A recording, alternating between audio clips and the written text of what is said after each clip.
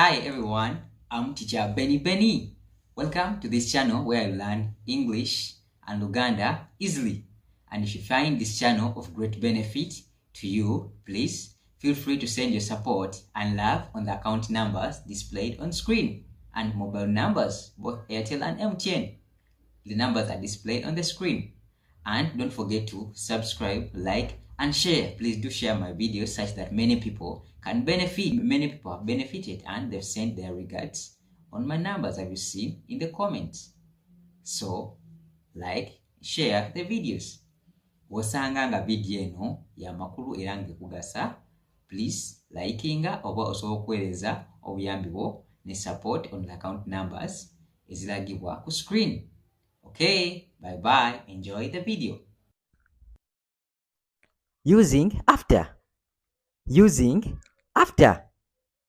After in Luganda can be nga mmaze, nga bamaze, nga tumaze, nga amaze. Okay, stick around for further videos. And if you're new to this channel, subscribe, like, and share. Okay, let's start. After is a word used to mean in the next time.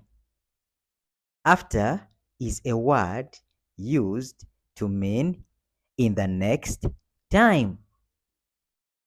Kye kigambo ekikozesebwa okulaga akadde akaddako.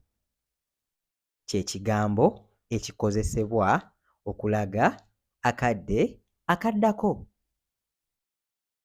It can mean nga maze, nga bamaze, nga tumaze, nga amaze.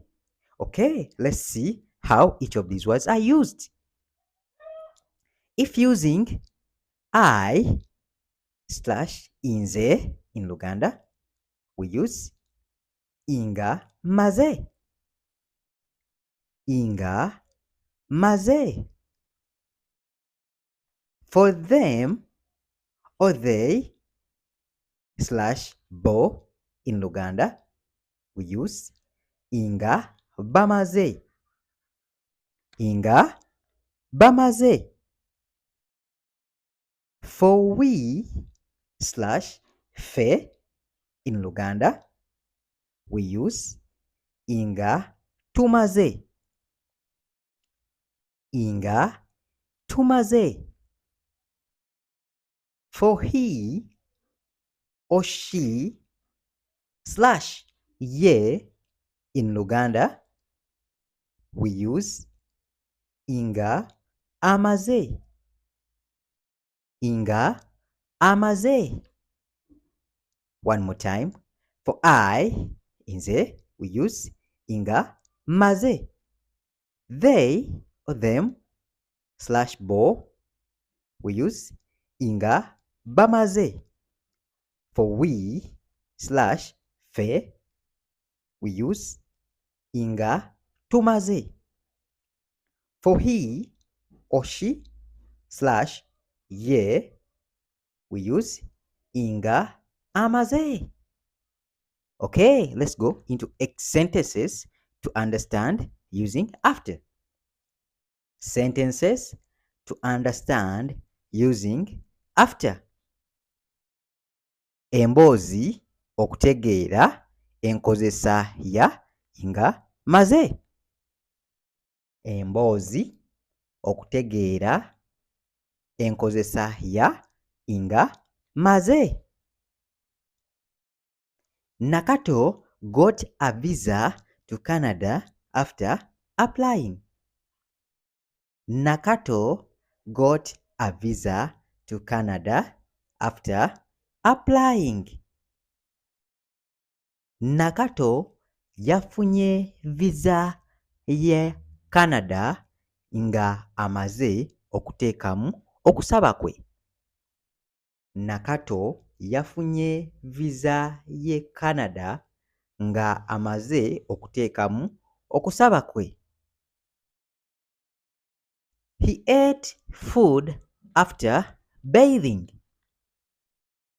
He ate food after bathing.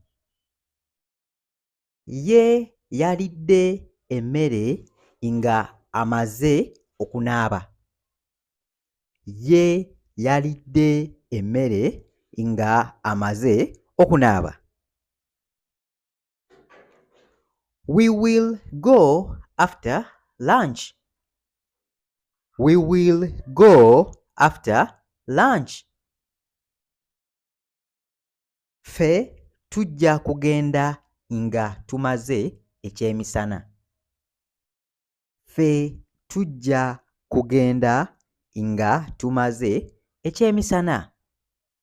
And for further reference on pronouns like we, he, both in English and Luganda, refer to the video above about pronouns.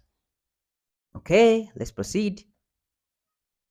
After winning the gift, Ben prayed and thanked God. After winning the gift, Ben prayed and thanked God. Nga amaze okuwangula ekirabo, Ben yasabye era ne yeebaza Mukama. Nga amaze okuwangula ekirabo, Ben yasabye era ne yeebaza Mukama.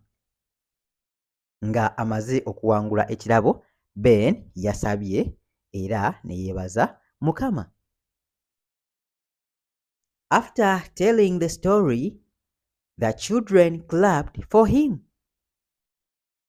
After telling the story, the children clapped for him.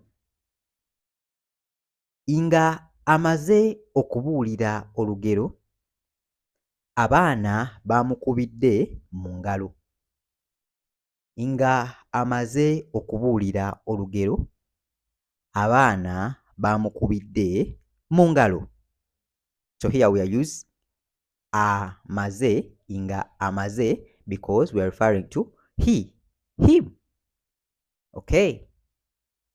Nga amaze okubuulira olugero, abaana bamukubidde mu ngalo. God answered Brenda's request after praying. God answered Brenda's request after praying. Mukama yaddamu okusaba kwa Brenda nga amaze okusaba. Mukama yaddamu okusaba kwa Brenda nga amaze okusaba. Mukama yaddamu okusaba kwa Brenda nga amaze okusaba. Okay, thanks very much for watching my videos. That was how we can use after. Nga maze, nga amaze, nga tumaze. Bye bye. Meet up in the next video.